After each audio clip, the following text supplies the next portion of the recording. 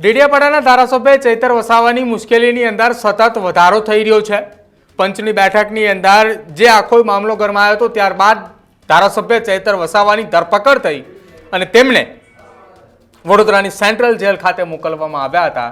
જો કે હવે આખી આ ઘટનાની અંદર પોલીસ અને કોર્ટને લઈને મહત્વપૂર્ણ સમાચાર સામે આવી રહ્યા છે। નમસ્કાર, આપ જોઈ રહ્યા છો ન્યૂઝરૂમ ને આપની સાથે હું છું પ્રદીપ।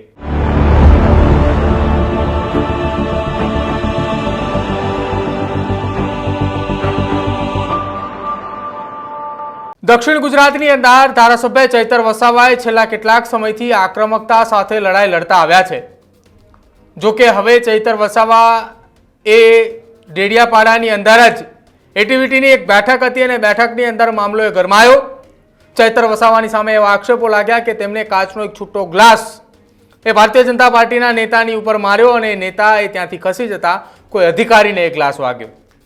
307ની કલમ હેઠળ ગુનો નોંધાતા આખી આ ઘટનાની અંદર મહત્વપૂર્ણ ભૂમિકા એ કાર્ય આખી આ ઘટનાને લઈને આમ આદમી પાર્ટીએ આક્ષેપો એ પોલીસની સામે કર્યા કે પોલીસની ભૂમિકા એ શંકાસ્પદ છે।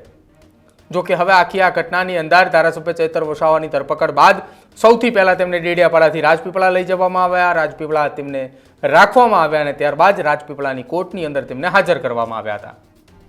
જો કે ગોપાલ ઇટાલિયા ત્યાં પહોંચ્યા હતા અને આખા આ મામલાની અંદર વિવાદે અનેક થયા, પોલીસ સાથે ઘર્ષણ પણ થયું અને તમામની વચ્ચે ચૈતર વસાવાને જામીન ના મળતા તેમને વડોદરાની સેન્ટ્રલ જેલ ખાતે લાવવામાં આવ્યા હતા। હવે ચૈતર વસાવાને લઈને આજે સુનાવણી હાથ ધરવાની હતી, પરંતુ કોર્ટની અંદર પોલીસ દ્વારા એફિડેવિટ રજૂ નહોતું કરવામાં આવ્યું અને પોલીસના એફિડેવિટના આધારે ચૈતર વસાવાની જામીન અરજી પર સુનાવણી થશે।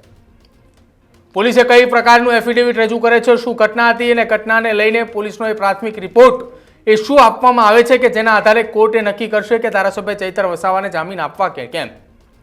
જો કે પોલીસ દ્વારા એવું કોર્ટની અંદર સ્ટેટમેન્ટ આપવામાં આવ્યું હતું કે આવતીકાલે આ આખી ઘટનાનું સ્ટેટમેન્ટ જે છે તે આપવામાં આવશે, એફિડેવિટ આખું આપવામાં આવશે અને એ આખા એફિડેવિટ રજૂ થયા બાદ ધારાસભ્ય ચૈતર વસાવાની જામીન અરજી ઉપર સુનાવણી થશે। અને જો આવતીકાલના દિવસ દરમિયાન આખું એફિડેવિટ રજૂ થયા કોર્ટની અંદર આ એફિડેવિટ જતાની સાથે જ જજ દ્વારા એ એફિડેવિટ એ વાંચ્યા બાદ જે કંઈ પણ નિર્ણય લેવામાં આવે છે તે નિર્ણય એ સૌથી મહત્વનો રહેશે।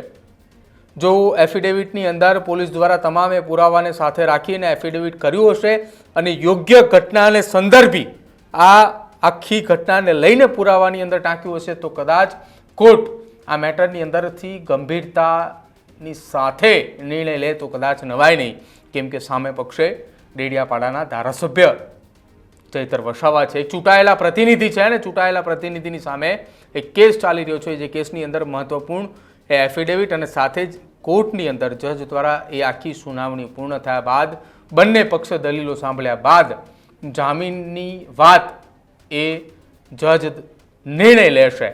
જો કે અત્યારે હાલ એ સમાચાર સામે આવી રહ્યા છે કે જે આજે સુનાવણી હાથ ધરવાની હતી કોર્ટની અંદર એ સ્થગિત કરવામાં આવ્યું છે। આવતીકાલે સુનાવણી હાથ ધરવામાં આવશે અને આવતીકાલના નિર્ણય પર સૌ કોઈની નજર રહેશે। જો ચૈતર વસાવાને જામીન મળે છે તો ધારાસભ્ય ચૈતર વસાવાએ વડોદરાની સેન્ટ્રલ જેલ ખાતેથી આવતીકાલે મોડી સાંજે બહાર આવે તેવી શક્યતાઓ છે અને જો જામીન નથી મળતા તો આ કેસની અંદર નવા વળાંકો, નવા ખુલાસાઓ એ પોલીસ તરફથી કદાચ સામે આવે તો નવાય નહીં। તમારું શું માનવું છે ચૈતર વસાવાના આ મુશ્કેલી જે વધી તેને લઈને તે ખાસ અમારા કમેન્ટ સેક્શનમાં જરૂર જણાવજો। જોતા રહેજો ન્યૂઝરૂમ। નમસ્કાર।